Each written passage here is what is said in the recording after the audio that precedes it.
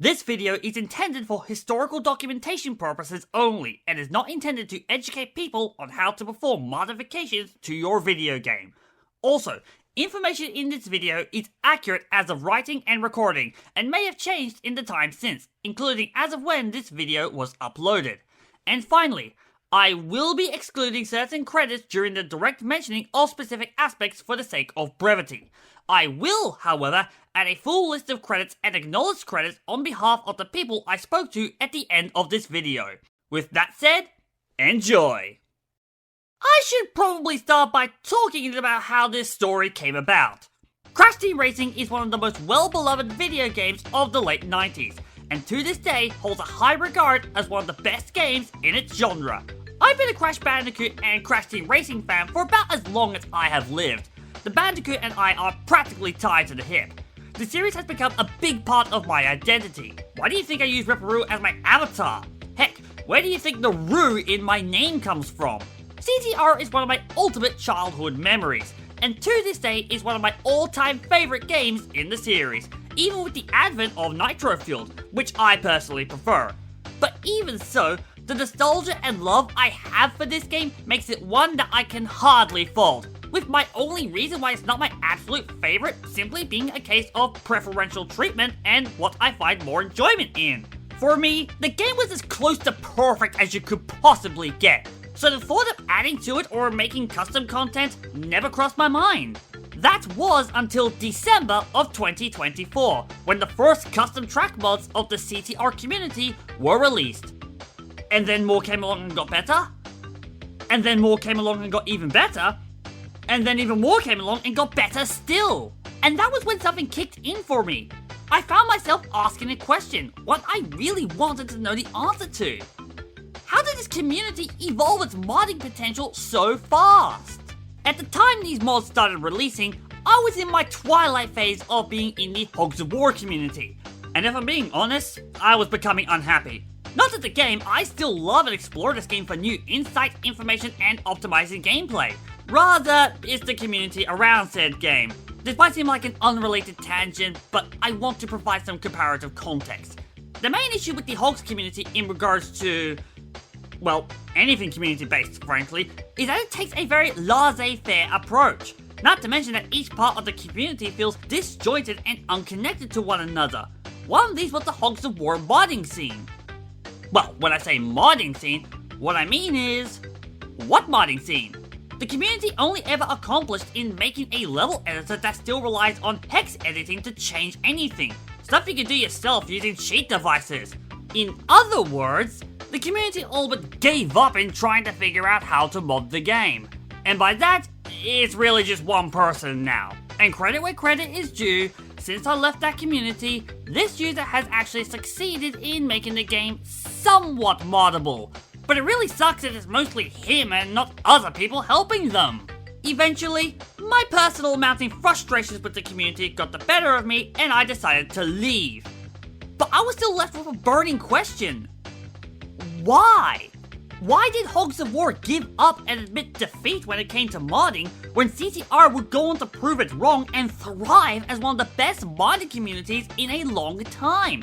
I knew that if any community was going to give me the answers, it was going to be CTR itself. So, my frustration towards one community, combined with my curiosity for another, sparked a desire to gather information and learn. This was the first domino I had placed. All I had to do was line up the rest and knock them over. I'm the Great Sage Clok-Roo, and this is the story of CTR modding.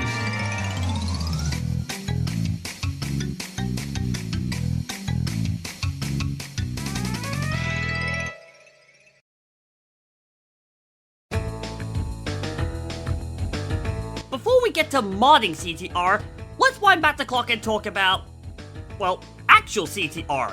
This won't be a review of the game, but more of a short analysis of the game's development, release, and legacy. Following the release of Crash Bandicoot 2 Cortex Strikes Back, original Crash Bandicoot developers NaughtyDog began experimenting with ideas for a kart racing game. These ideas were temporarily put on the back burner while they worked on Crash Bandicoot Warped.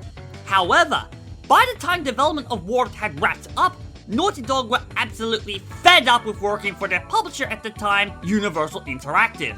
It has gone on record that Universal treated both Naughty Dog and their brother from another mother studio, Insomniac Games, horribly. And by this point, Naughty Dog wanted out. So they took their idea for a kart racer to Sony, the company that at the time had a console exclusivity right to the Crash Bandicoot series. Sony agreed to publish the game, and Naughty Dog even expressed that they would like to make this into a Crash game as well. After some back and forth, an agreement was reached that allowed Sony to publish the game and for Naughty Dog to develop it. However, Naughty Dog decided to take this opportunity as a means to get back at Universal and leave them with a wreck of a series to deal with that no one would want to play. In other words, they were going to sabotage the game. After going through many initial ideas and concepts for the villain, they eventually settled on the idea of using an alien in the form of nitrous oxide. The reason behind this? As revealed by Jason Rubin in a sit-down interview prior to the release of Crash Team Racing Nitro Fueled, it was to make the series jump the shark. The sabotage did not pan out as intended though. Not only did nitrous oxide go on to become a big part of CTR folklore and a beloved character in the Crash Bandicoot series, no one told Naughty Dog that if you're trying to sabotage something, you have to do a bad job. Instead, what they ended up releasing was nothing short of one of the most iconic and legendary video games of all time. CTR quickly became a popular and successful game on the Sony platform, managing to compete with both Mario Kart 64 and Diddy Kong Racing in its genre. In fact, some would argue that it beat those games hand down. I certainly do. A big part of the reason why this is the case is because of how accessible the game is. The skill floor is just low enough that pretty much anybody of any skill level could learn the basics and have fun. But there is plenty of room to get better at the game, and the general flow and feel of the game accommodated for this and even encourages players to learn the deeper mechanics and improve overall. That's the reason the game has stood the test of time after 25 years, even when the remake came along in 2019. Crash Team Racing Nitro Fueled is a complete remake from the ground up of the original CTR developed by Beanox, though at this point we might as well call it its own separate game, because it is an entirely different beast to play. This is one of the few cases where I don't take umbrage at which version of the game people prefer, because honestly, they're not one and the same, but they are both amazing in their own rights. I do prefer Nitro Fueled personally, mostly for the convenience purposes, but also because Beanox were able to cram in so much charm, characters, and references. I freaking love it! But I don't think Nitro Fueled hurt the original CTR community. If anything, it probably ended up helping it more by bringing more people to it who wanted to experience the original game compared to Nitro Fueled. If the Insane Trilogy reignited people's interest in the series, then Nitro Fueled was the raging inferno that made people take notice of it. Before Toys will douse those flames. Ugh. At least the community has done well since then. I think it's important that we establish up front why it has taken so long to be able to mod CTR, much less a PlayStation 1 game. Game modding is something that has been around for the longest time, with some of the most popular games in both the AAA and indie scene to have been born out of modding. Probably the most famous of these would be the Team Fortress Classic mod for Quake, which gave birth to the eventual Team Fortress 2.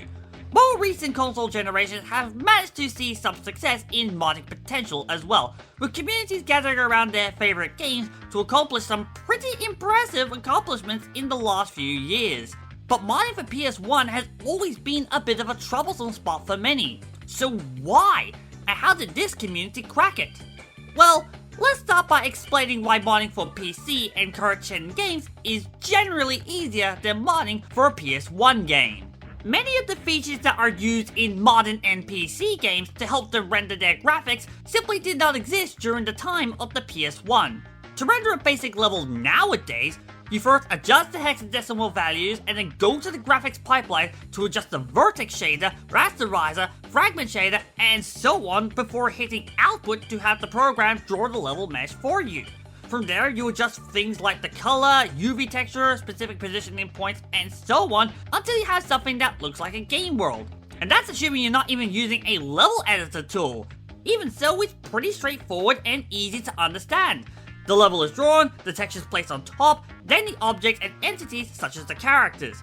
That's as dumbed down as I can possibly make it. By comparison, a PS1 game renders everything differently.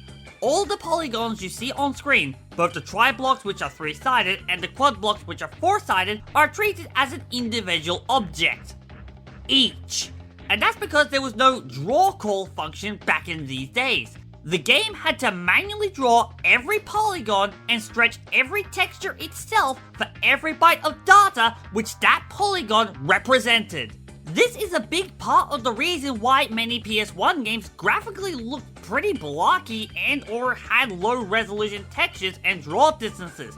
It was to save memory, and it was imperative that anyone designing for the PS1 kept that in mind.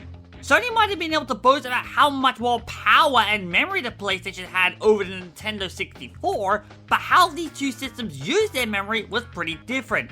N64 games are capable of rendering more detail at once to show on screen, but PS1 games have to load in the data in chunks. And by today's standards, the RAM limit is nothing short of puny at 2 megabytes. Some emulators can overclock that limit to a much higher value, but not only is this not advised by the emulator, the maximum they can go up to is still a literal thousandth of what modern games can be on average. In order to get around this, studios would often employ some sort of hack that would allow them to display as much detail as possible was to render. Some of the most common techniques included fog, forced camera perspectives, or just have sections of a level made up of several multiple rooms that you travel between. This was done so that the game could load in the level data chunks off screen without any noticeable pop-in, and this is why the first 3 Crash Bandicoot games were built the way they are. CTR instead goes for the load in all at once approach for its tracks and battle arenas, having to rely instead on lower detail effects in order to save memory and spawn everything.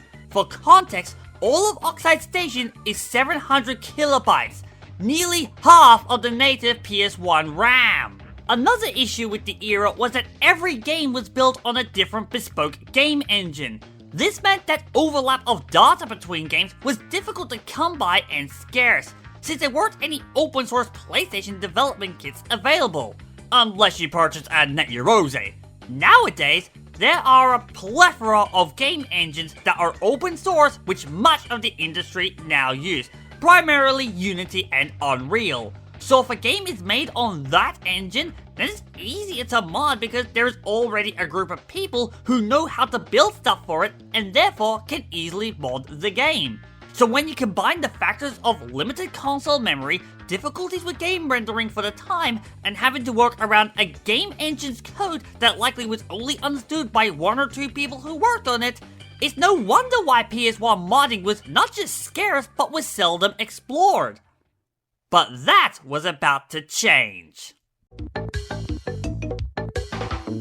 I should express in advance that this won't be the most comprehensive or perhaps accurate depiction of the early days of CTR modding. This partially is and isn't through fault of my own, as I have been able to reconstruct a rough idea of what happened and when based on context clues from the people I spoke to, but I have been unable to get in contact with the people involved directly during this time. Those I were able to make contact with declined to have interviews, so if I mess up any important information of detail, there's your reason why. Feel free to correct me on the key points. I did the best I could. The very early days to attempt to mod CTR, or indeed any PS1 game, were rather basic, and relied on a rather tedious and problematic form of game modification, known as hex editing. Each byte of a game's code is written out as a 2-digit hexadecimal value, often joined together to form more complex strings of code that related to and denoted specific portions of the game's data. In CTR, most strings of code are built from 8 hex values, broken into 2 blocks of 4 bytes. Something like this, for instance. A standard PS1 game can usually have around 2 megabytes of RAM, which means that there can be up to 2 million individual bytes. However, Parts of that RAM are reserved for other specific assets, such as level geometry, animations, and key textures, which reduces the total memory space designated for the hex values. This is why for the longest time, simply adding things to your PS1 game was virtually impossible. There was simply not enough space on the disc to make room for it, and even if you did cram it in, the hex values that the game checked would never register it. In order to alleviate this problem somewhat, cheating devices and engines were used, most famously the Game Shark. Game Shark has chunks of code stored onto it that are then loaded into the console's memory, so that when the corresponding game is loaded, the cheat is activated and overwrites that chunk of code in the data. Most cheat device hacks, therefore, did some very simple things relative to what we can do now. Unlock all items, extra jump height, super speed, infinite of a specific power-up, that sort of thing. Hex editing did have its own niche benefits, however, outside of just hacking the game's code to cheat at it. People would often use hex editing to explore the game's memory and find unused chunks of code and even missing file assets. One example of this for CTR is the presence of the unused spring power-up from the NTSC Pizza Hut demo. By changing the last 4 values of a specific string of code, you could quickly assign yourself any power-up and how much of that power-up you could use, including a spring power-up that allows you to jump really high without the need of a ramp or bump.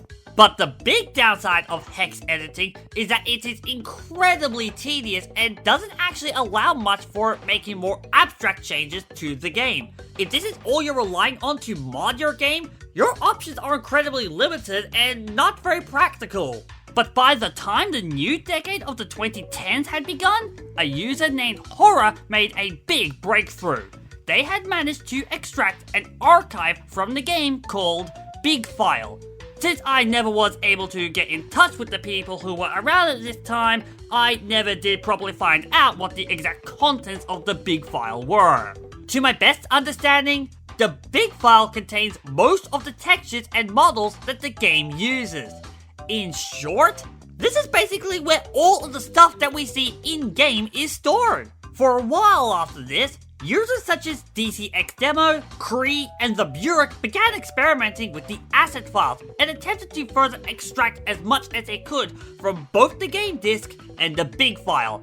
I did manage to get in touch with DCXDemo and the Burek, but they declined to my offer for interviews. But they did drop a few breadcrumbs about the full extent of what was going on at the time. This period was very much on the educational side of things, learning how to reverse engineer things like the audio archives, level formats, and textures, and even trying to get these textures and levels to show up in Blender.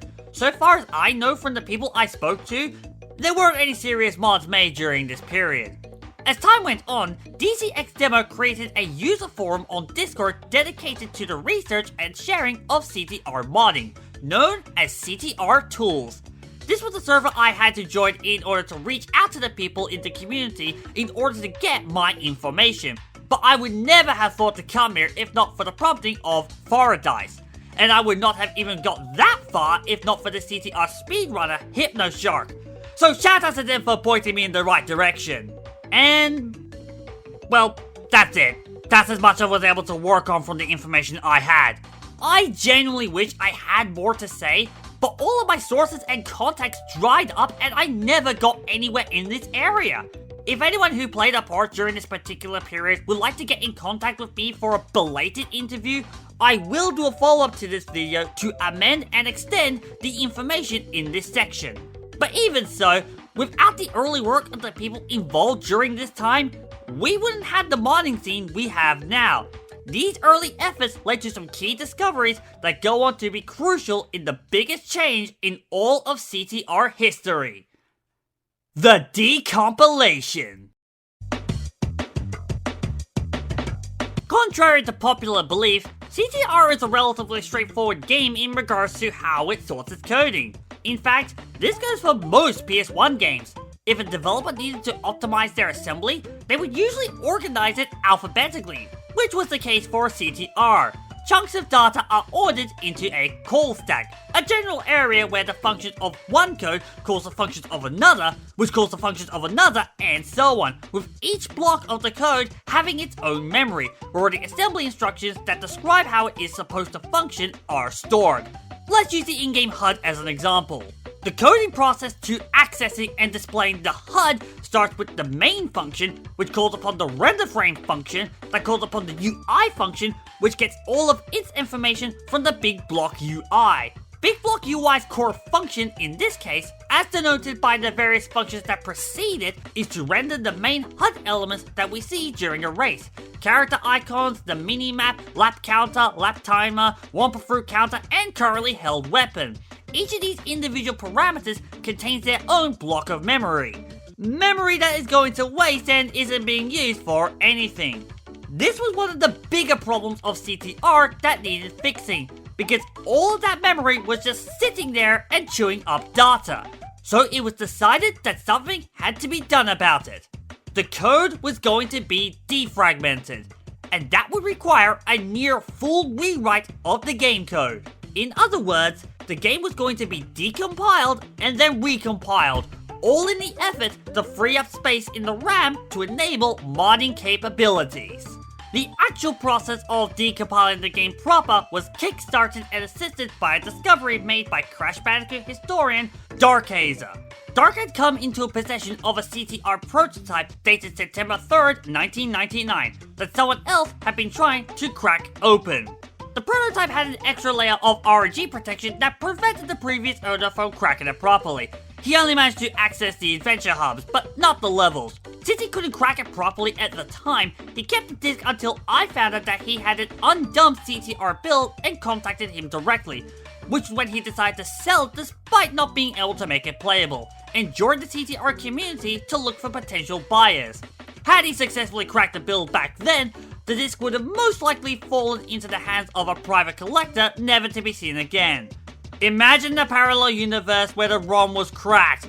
We would not have the amazing CTR modding scene that we do now. After acquiring the build from the previous owner, Dark came into contact with Nico and asked them to have a go at cracking the game themselves.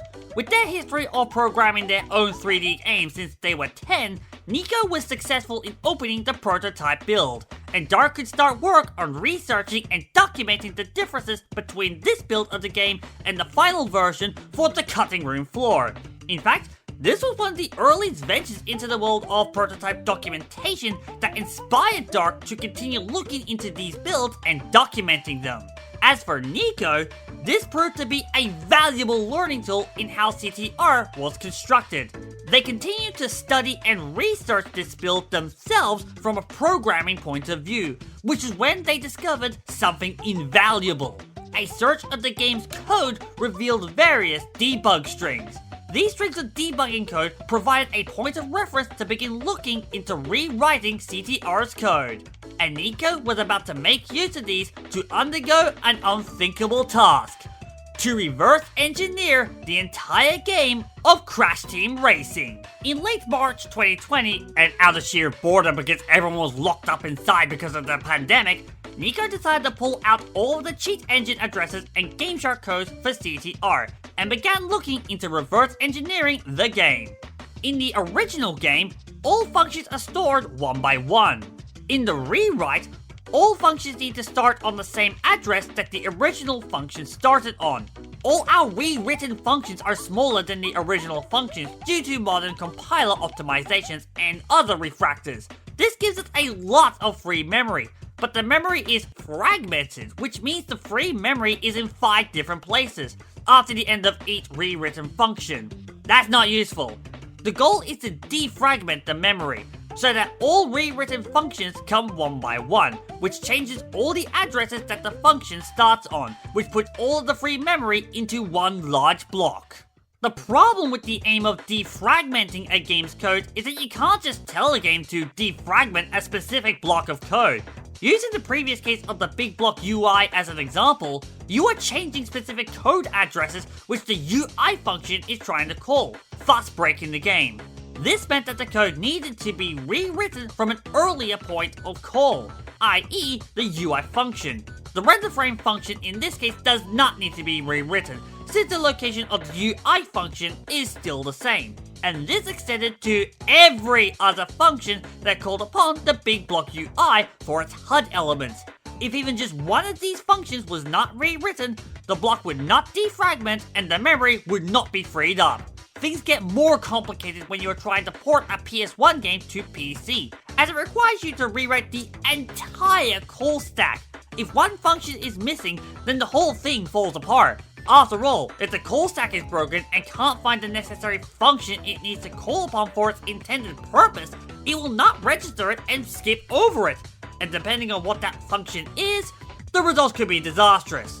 It was important, therefore, that the code was properly rewritten, and to assist with that, the team made use of the Java-based open-source reverse engineering tool, Ghidra.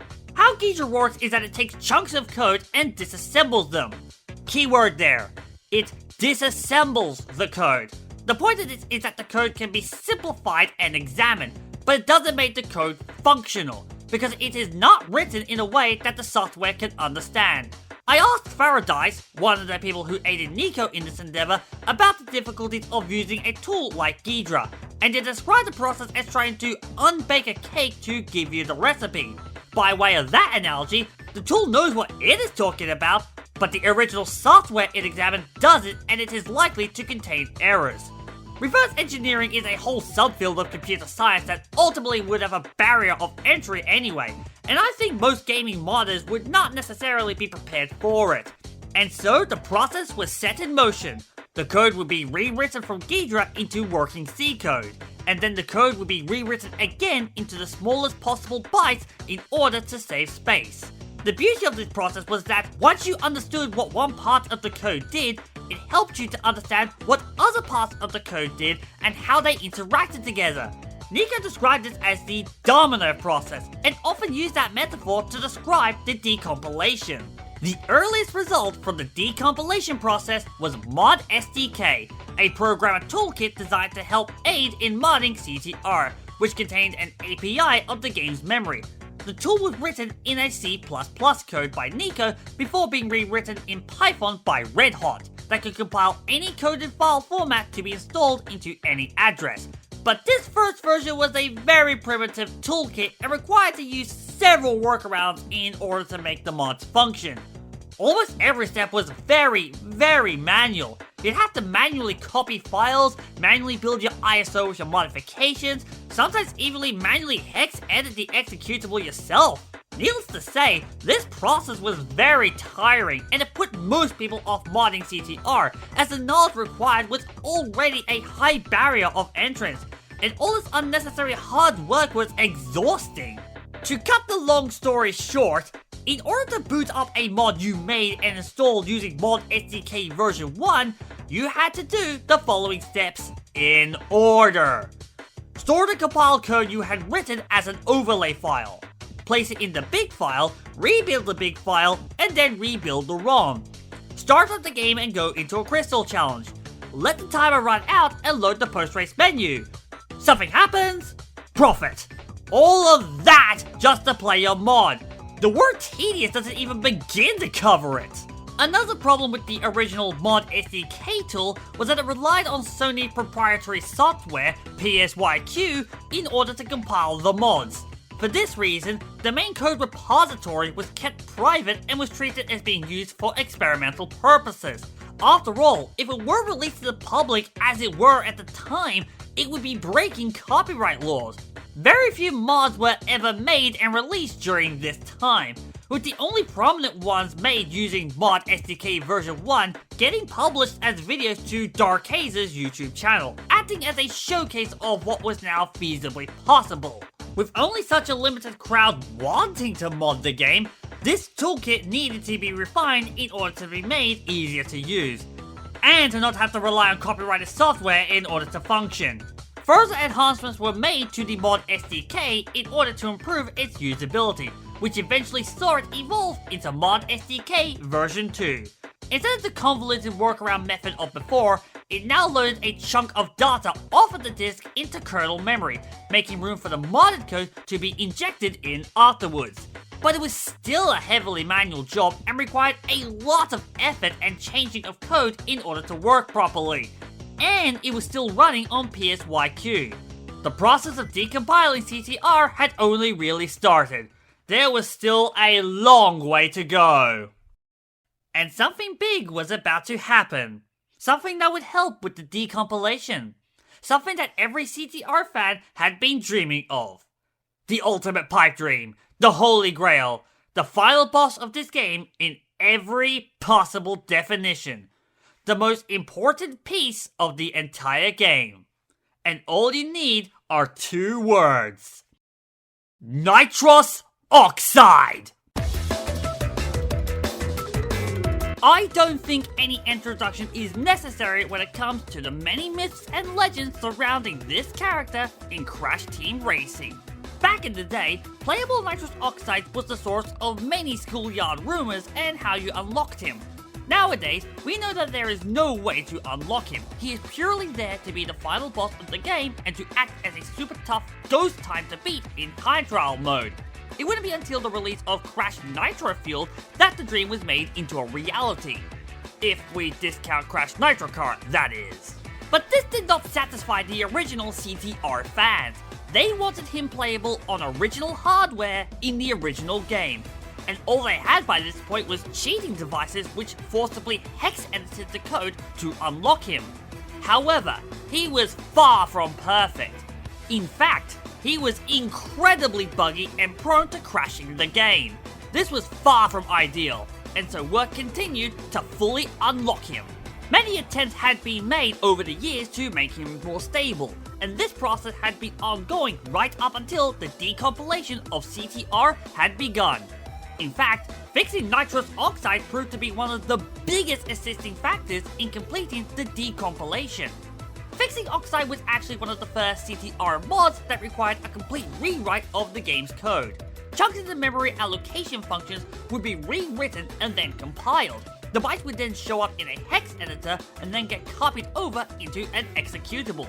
This process kept going, making small fixes as they went, until they had a version of Oxide that was playable. The first version of a functioning Oxide was released on April 1st, 2020, but still relied on the need for a cheating device and hex editor to be possible. However, this version was stable compared to previous efforts, even if it did mean you had to overclock the game's RAM to 8MB as opposed to the native 2MB. In other words, it was only really possible using an emulator. But the main thing was that it worked. After 20 years, Nitrous Oxide was completely playable in the original Crash Team Racing. Perhaps more importantly, though, the information that this endeavor had provided proved instrumental in decompiling CTR. Now that we could install any code to any address, we could finally start rewriting and rebuilding the game. Right away, we knocked out 12% of the game code and made a YouTube video. So fixing Oxide was the first domino of the whole rewrite process, done by rewriting and installing one function at a time. Work on playable Oxide continued as the decompilation continued as well, until the most final and complete version, the official version 1.0, was released on March 19th, 2022.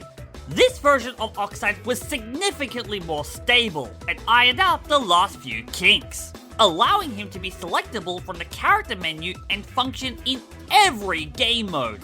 Not only that, the need to overclock the RAM was no longer required.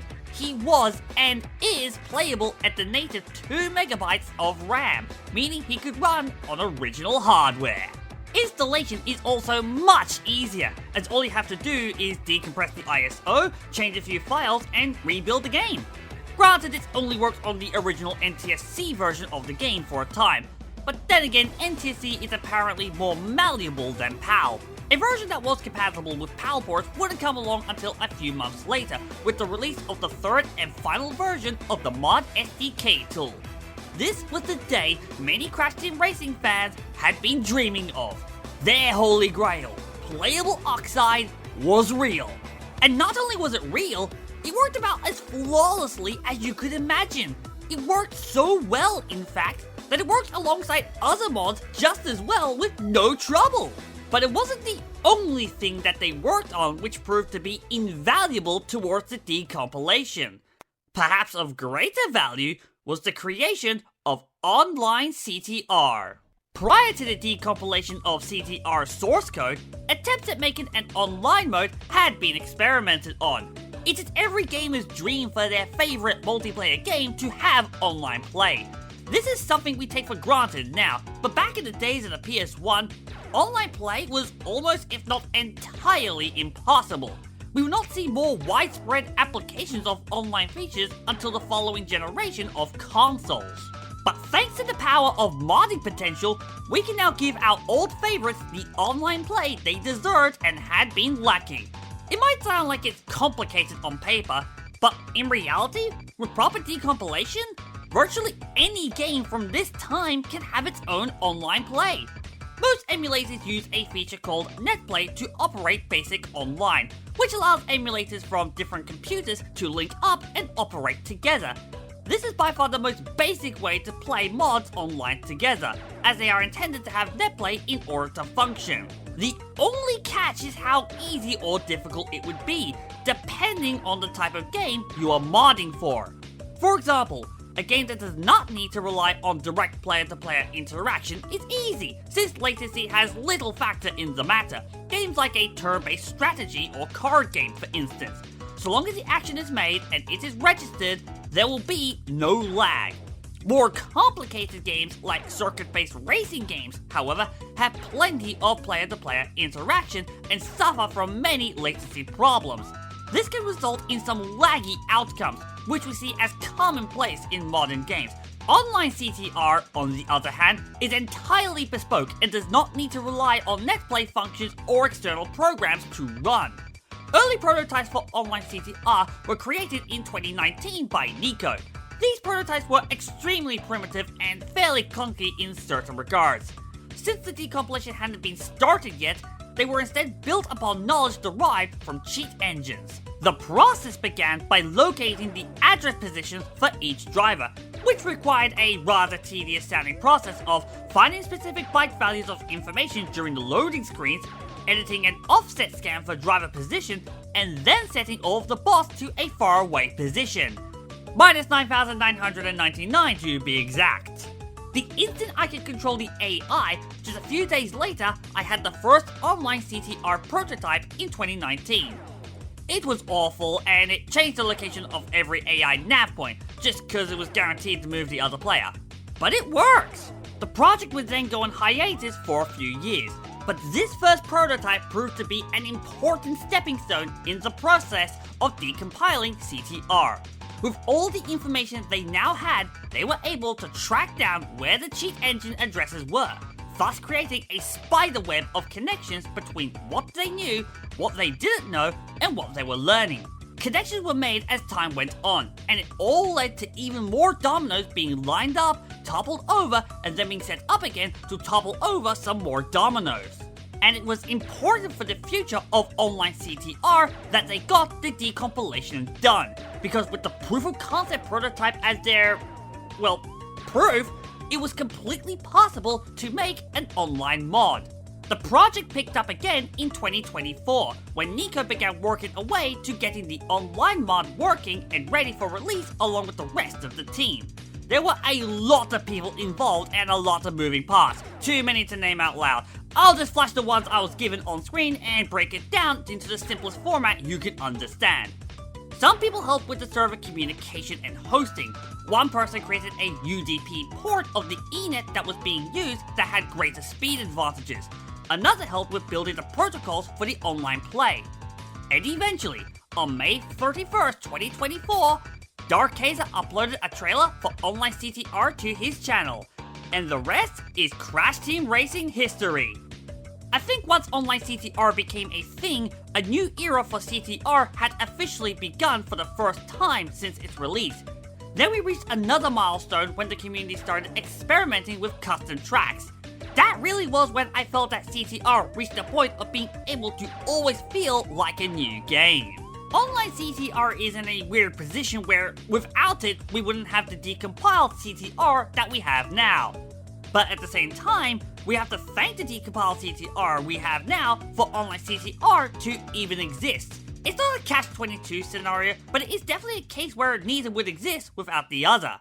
And the flow-on effect from both of these would be astronomical for the community.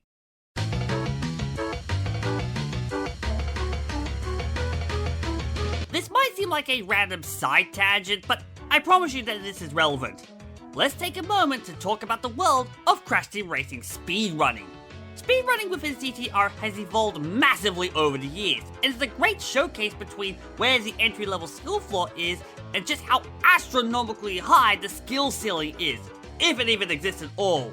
You see what speedrunners have been able to do to some levels in this game over the course of many years, Hot Air Skyway being a prime example, and you just know that there is still more to this game that can be learned and that you can do. But what exactly do speedrunners have to do with modding CTR? Surprisingly, there's quite a lot of crossover. I've always held the belief that speedrunners are by far the most qualified people to beta test a game for someone, and the logic and theory alone are sound. When you are speedrunning a game, you are forcibly making the game behave in ways it is not intended to. Speedrunners for CTR, therefore, have probably got the most in-depth knowledge of the game and its mechanics, as well as a general idea of how it all functions. It's because of them that several unintended features and shortcuts that normally would be classified as glitches have been discovered. I'm talking stuff like speed ghosting and Sapphire Fire. A very basic and easy to explain speedrunning glitch is the wrong warp, where the game will just magically warp you somewhere else because of an error in the code being exploited. Crash Team Racing has a wrong warp in the form of what has been dubbed the battle mode glitch, wherein with the right setup, it is possible to store wins as chunks of data so that when you start a new battle from the setup screen, the game instead warps player 1 onto another track as if it was still in battle mode. This wrong warp has been used in the execution and function of several other glitches as well, such as the boss storage glitch that allows you to convert any race in the game into a custom boss race, and the Dingo Bingo glitch used by speedrunners that allows you to get just about any adventure mode item that you want in the game. Crazy glitches like these have been examined and studied by the speedrunning community to get as thorough understanding of them as possible, all in the hopes that they can be used to help complete the game in the fastest time possible. And it is bizarre glitches and unintended mechanics like these that prove useful in gaining an insight into how some sections of the game code actually function. One of my favorite examples of this involves probably the most prolific and well-known speedrunner in the CTR community, Hypnoshock. I was going to speak with Hypno about CTR speedrunning and to get their perspective on the modding scene, as well potentially how speedrunning has influenced said modding, but a few communication problems kinda prevented that, unfortunately. Fortunately, when I spoke to Nico, they shared with me a story that I found absolutely incredible that I just had to include it.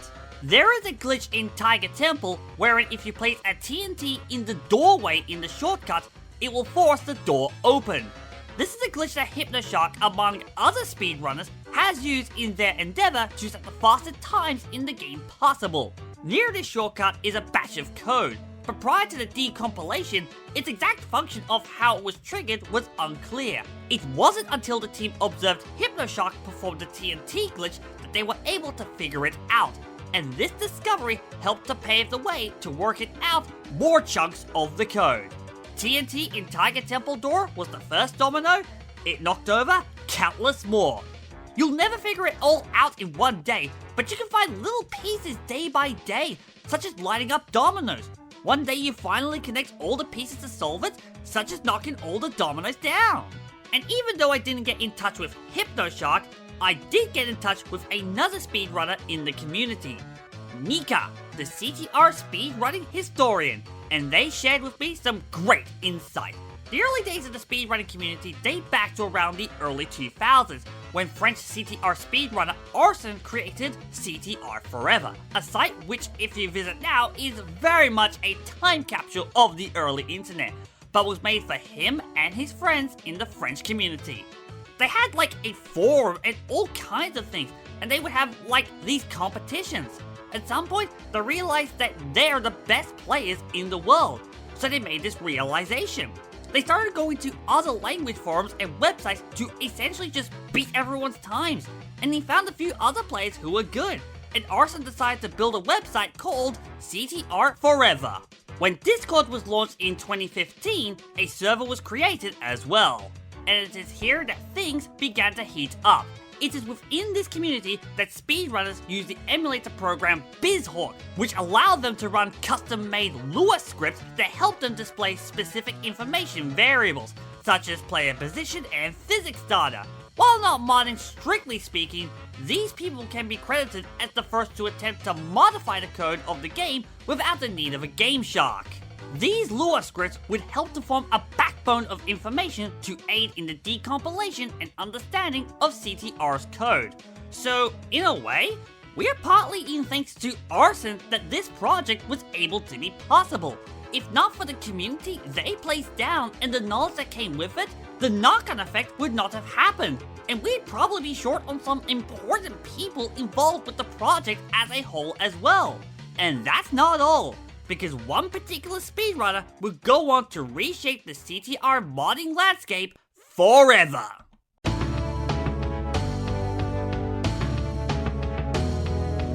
Earlier when I was talking about the decompilation process, I spent most of that time talking about the work Nico had put in.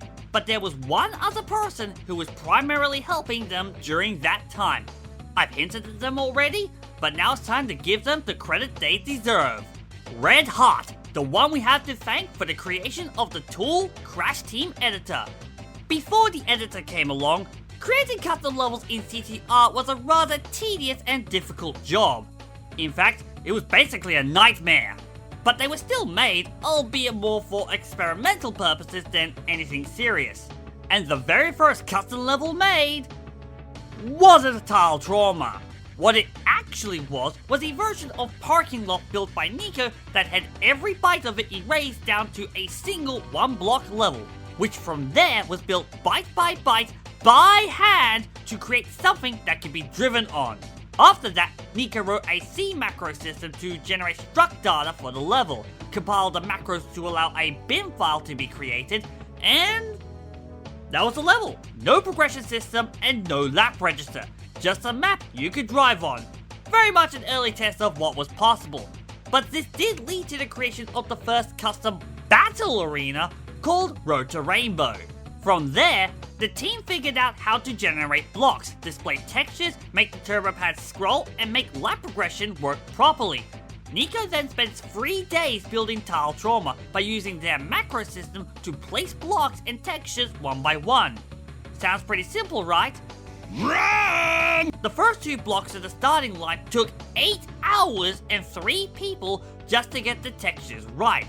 Then I did the rest of the layout and textures. Then we all made progression work, and I made the AI drive around after the end of the race. Yeah, not exactly the fastest or smoothest method of level creation. Fortunately, Red Hot came to the rescue 18 months later and started work on their own level editor tool, which we now know by the name Crash Team Editor. The problem with the system that they were using was that it was, in Red Hot's own words, too manual and too boring. It required a high level of programming expertise to perform something that an artist should have been able to do. They wanted to streamline the process and create a tool that would allow artists to create 3D models that could then be read and exported into the game. Red Hot was by far the perfect person to create this tool, since their experience with speedrunning the game in the past gave them insightful knowledge on how certain track-based parameters work. One of these being the checkpointing system that is used to track where the player's cart was relative to the circuit, so that players don't just drive in a circle over the start line and trigger it every time. Red Hot already understood it. He was the one who originally figured out the code, but I helped Red Hot debug the editor so the checkpoints worked in the game. The community understood the basics of the checkpoint system by 2005, and we figured out NMZ's start line glitches and some other logical extensions in 2018 to 2020. The creation of the tool went through a lot of back and forth of reading bytes and fixing bugs during testing just to get it into a functional condition. Eventually, it reached a state where all the necessary flags and registers were enabled, and they could generate a single block with the driver on it. From there, the process sped up. An oval track was created, the cycle of reading bytes and fixing bugs continued. Rinse, repeat. To help with testing the editor to its limit and truly iron out the problems, they sought help from a group of people to help generate tracks in private. This group ended up being Nika, Rob the Fryman, Boxic Funk, and Nix.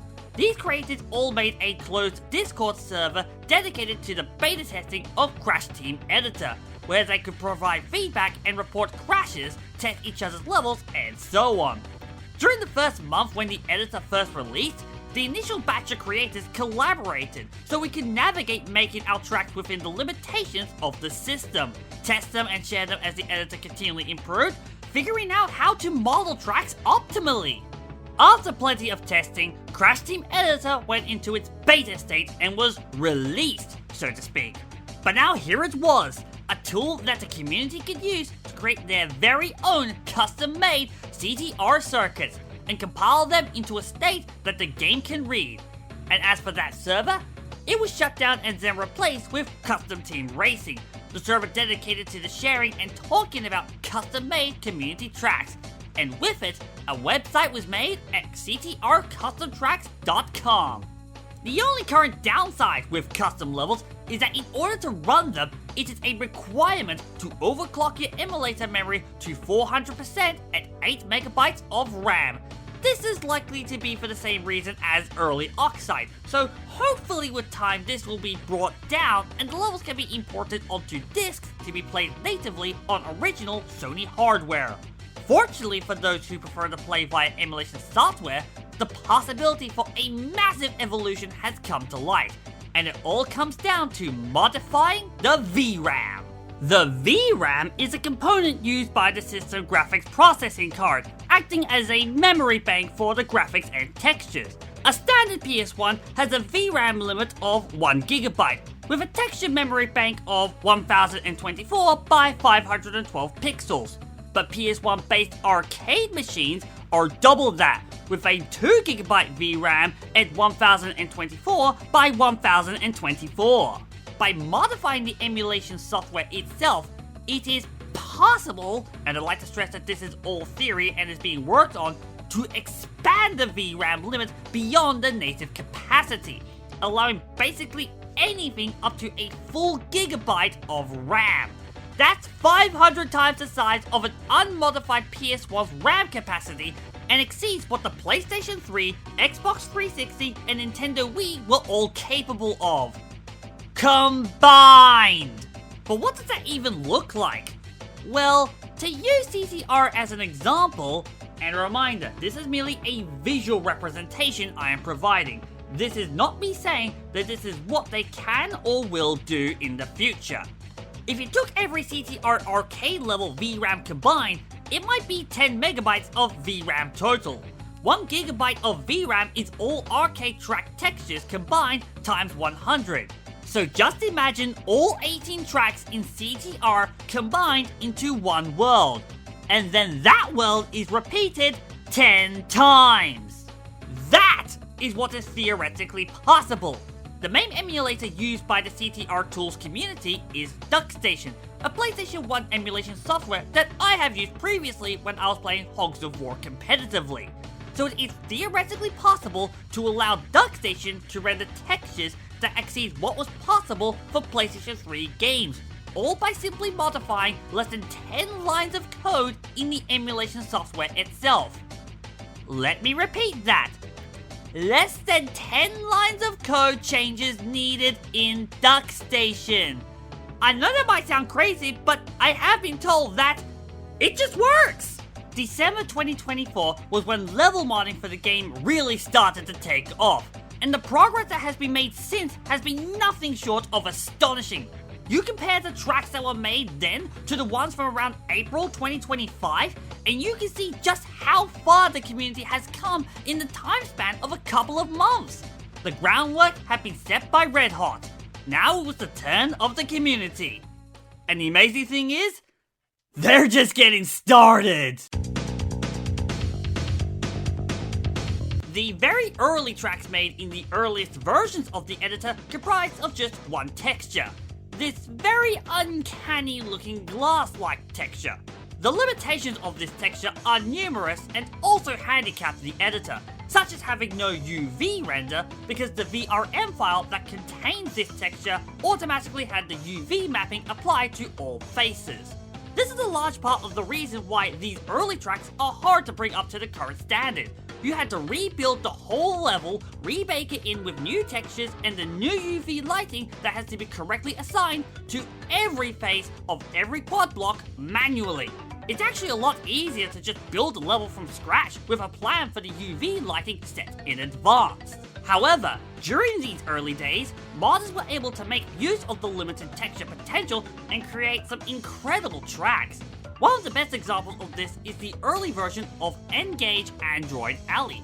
While obviously nowhere near as visually stunning as the updated version, it is still impressive to look at and see how well Anfrost was able to work with the limitation and use it to their advantage. It actually feels like there is more than one texture, and that's really impressive. I asked Anfrost how they were able to accomplish this, and this was their response. Both colors and terrain behaviors were part of the editor since the first version, but no one ever tried to use them. There wasn't much of a guide over how to use the editor, so most of its functions were up to the user to discover. The colors is basically how CTR lighting works. They are vertex colors baked over the 3D model in Blender. Nowadays, custom tracks have access to more textures at once, better lighting, and fully adjustable skyboxes.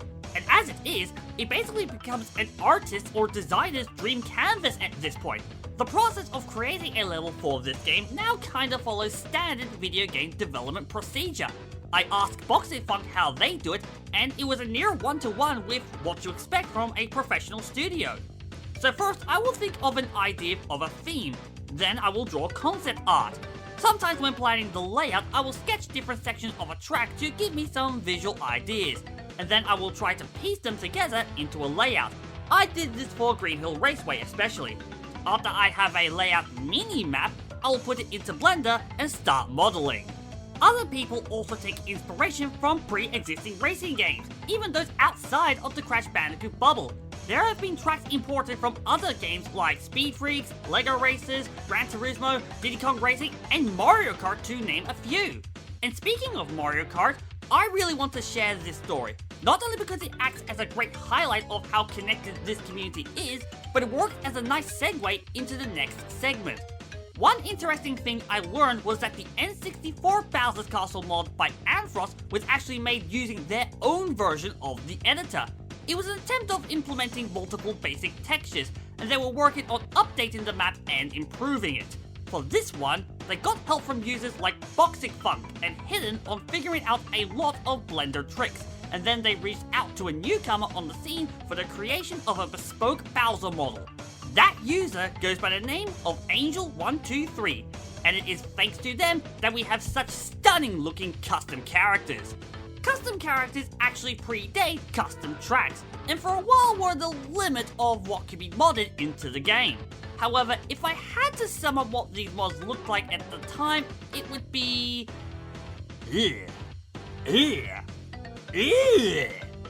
Yeah, they're not very pretty looking, are they? But hey, they were new characters, and they were model swaps. It's a start. It can only get better from here. And get better it did. In mid-2024, Angel123 came in from having worked on a Bomberman 64 fan game, bringing with them their experience working on character models. When things fell through for that project, they took a look at CTR to see if the same could be done there. After joining and getting some help from users like Rob the Fryman and the Man, Anfrost got in touch with them and asked for a model of Bowser for their N64 Bowser's Castle level mod. This was the turning point in character model designs. When I saw the Entrance model and how he was able to put some details, I thought for a moment, will it be possible to put more details? So I decided to experiment. It was not possible to put textures, but maybe I can make it look like it had textures. It was something I needed to try. You may see that they look better nowadays, but it's because of a trick that I did when making models playing with the limitations I have. Fake it till you make it. Angel and Rob collaborated together to bring several character models up to date and make them look better. Among these were the models for Crunch Bandicoot and Koala Kong, and when the results of their work were shown off, everyone knew how to make their character models look better. The moment Angel placed their piece, the quality of custom characters went up, and nowadays we are seeing more and more custom tracks come with custom characters pre-built in. Animation is currently something that cannot be done, unfortunately. So when the custom character model replaces a pre-made one using the mod SDK, they also overwrite the animations attached to that character. The side effects of this are that it means the wall slam animation causes the model to stretch out and stay like that until another model warping state happens, like being crushed or falling off the edge of the track. And speaking of working with limitations, there are still things that currently can and can't be done with the editor. One of these limitations lies in this being a PS1 game, which means that it cannot read BMP or PNG textures. Instead, you have to list out all of the textures together on a single page, side by side, with a 4BPP encoding. In other words, you have to create a texture map that the game can read. There are also limitations based on what the community knows and is currently capable of. As of writing and researching this, the community did manage to figure out hazard effects, how to trigger them, and how to place objects that instigate them. But other things like moving hazards, AI pathfinding, and placed collectibles haven't been fully worked out yet. They're still being experimented on for the time being. At most, as of recording this audio, we can only have one AI opponent in boss mode and sections of track that act like crate triggers. One of the more bizarre things that have limitations attached to it that you wouldn't think would is custom music. Early custom tracks didn't have original music. What they had instead was that most, if not all of them, used the soundtrack of Parking Lot. It wouldn't be until later that other soundtracks would be used, and it wouldn't be until a little later after that that custom music would make its way onto the scene. However, the means of changing the in-game audio has its limits that make it a difficult process. If an audio file was too long or too high a frequency, then the game was likely to corrupt the file. So you can't just put in any audio file of your choosing. If it doesn't fit properly, it won't work correctly. And when it comes to custom music, there's another problem. Each level has its own specific instrument bank. Currently, music creation in CTR is quite limited, as you may know. It's easy to just stick with instruments from the level that the custom track is replacing. For example, Dark Ruins uses Tiger Temple's instruments. That is, unless you know how to change the instruments. And for this, I decided to reach out and speak with a user who has showcased it in full in their very own mod pack. And that user goes by the name of The Man. For those who don't know, The Man is best regarded within the community for their mod pack of custom characters and audio, and also played a large part in helping to experiment with implementing custom music. I had a fun chat with them about their mod pack, and then asked them how they were able to change the instruments in the audio files. How I've been doing it was using a sound font of that level's instruments and using a MIDI editor to make or edit MIDIs with the instruments in mind. That helps to ensure that the song sounds good in-game. Once I get that done, I use the CTR Tools GUI to import it and test it out. If the song doesn't sound good, I would keep tweaking the MIDI until it sounds just like it does in the MIDI editor. Now, at this point in the script, I'm meant to segue into custom cups and adventure modes being possible, made entirely of custom tracks, and how it was only a matter of time before custom AI pathfinding would be a future endeavor. But as an addendum to all of what I just said, I wrote this script back in around mid-2025. I'm finishing this recording in December of the same year. That's how long I procrastinated on this video. Since then, the landscape has shifted even further. AI pathfinding is well and truly possible when Penta 3 created a boss mod for the custom level Neon City by Lockhart, acting as a proof of concept that it was possible. This mod was very early on and not completely flexible, so at the time custom mods could only be played in time trial mode. But now it's not all too uncommon for a mod to come with a boss race against a custom character, and some even come with a ghost time trial as well. And then we have Street BB's LEGO Racers Adventure mod. This mod still relies on time trial mode to play the tracks, but it now has a unique feature where you clear levels by beating them in under a specific time, giving each level a sense of difficulty and allowing for proper progression. And that's not the only mod that shows what the community is capable of. It would be wrong of me to not bring up what are currently the magnum opus of the CTR community: Crash Team Racing Unlimited and Project Safi. Take everything you know about CTR, chuck it in a blender, and dial it up to the extreme. That is what you get when you play CTR Unlimited. Various custom mods and alternate playstyles, new custom tracks to experience in time trial mode, tougher difficulty settings, and, of course, Nitrous Oxide as a standalone character to be unlocked. This master mod has the works attached to it. It's honestly amazing what the community has managed to create, and by bringing together all of the great work that CTR Tools has done together and individually, it is the perfect showcase of what this community has done and what they can do. And for speedrunners, Project Safi is the perfect way for you to show off your talents, all on custom tracks and with an in-game leaderboard of real people's times. This whole game started with speedrunners playing their pieces, and now it has come full circle. The Domino chain has completed its mosaic. I am so glad that I, along with countless many others, got to witness it happen in real time. Before I wrap up, I want to take a moment to educate people on tempering expectations, because not only was this something I quickly learned while going through the interviewing process as a researcher, but it's important that I take the opportunity to remind people of how difficult it was to get to this point. It's easy to assume that now we have more accessible means of modding CTR, that everything will come quickly and easy. But the simple answer is no.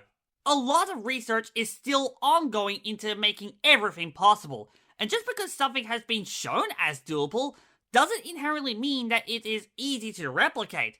And for us as Crash Bandicoot fans, it's important that we understand and accept that, because in the last few years, we have seen some incredible modding accomplishments within the community, but that doesn't mean it comes easy.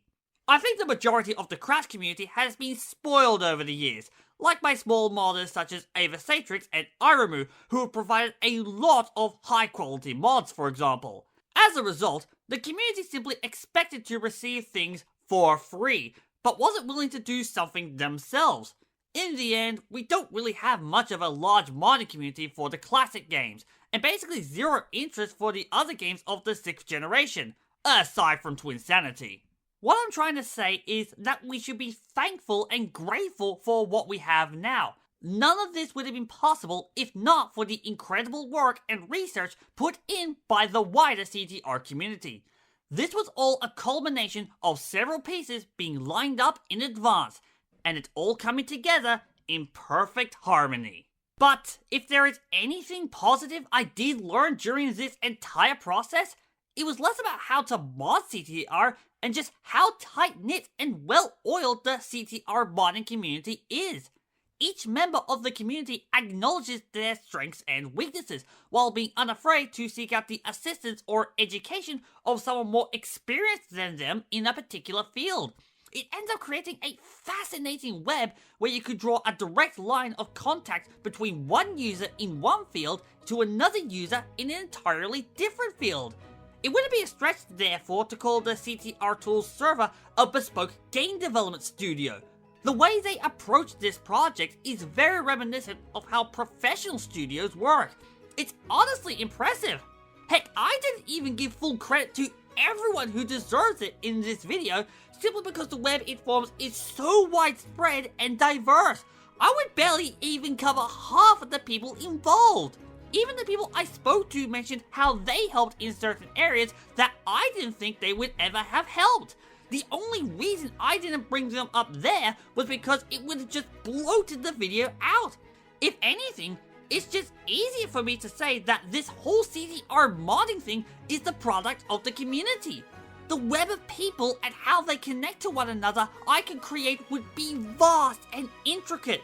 It would be nothing short of astonishing. I learned that this game has brought people together from almost every possible angle of the gaming universe. Even if people have been Crash Bandicoot fans for a long time, before they were modding CTR, they were elsewhere in the gaming sphere. Just go back over the video and recount where I said each person I interviewed came from before where they currently are. And the strange thing is, I'm a part of that group as well. At the start of this video, I talked about how part of my reason for talking to the CTR community was because of my frustration towards the Hogs of War community. But truth be told, I wasn't planning on making this video. I just wanted to know the answer to the question that I asked. Why did Hogs of War give up and admit defeat when CTR would go on to prove it wrong and thrive? And I now know the answer, and it's multi-pronged. This community is intertwined together and backs each other up when one struggles. They take on all feedback and use it to work towards making a better experience. They are a team of people who have experience in their craft and not just people with a dream. There are decades when nothing happens and weeks when decades happen, said someone. It's surreal we have new tracks, some even genuinely good ones. As with many future aspirations with CTR modding, there will be more freedom and flexibility for adding content, as opposed to replacing it, once the decompilation of the game progresses further and the eventual PC port that the CTR Tool team is working on comes to fruition. I think this game has an astonishingly bright future now that modding has taken off. Online play and custom tracks are already massive first steps, and we have a decomp in the works. Hopefully we can get more eyes and hands on the modding scene for this game. I feel like once we're able to get to a point where we can easily put additional content into the game without worrying about limitations, and the tools to do so are made user-friendly for non-programmers, the possibilities are endless. From what I see, everyone has been able to do great things, because as it turned out, even with the little that they have and the limitations, they were able to find ways to take advantage of what they had. What I hope is that in the future, we can break those limitations and work more freely. I see in the future people creating mods more easily and that they can even be used online.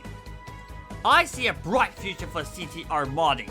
It's great to see a game from my childhood thrive years later thanks to the modding community as well as the decomp team for helping making these things possible. There is no turning back now, and we'll only see more and more great things as the research progresses more. And we still haven't reached its full potential yet, because the PC port will truly be the ultimate achievement.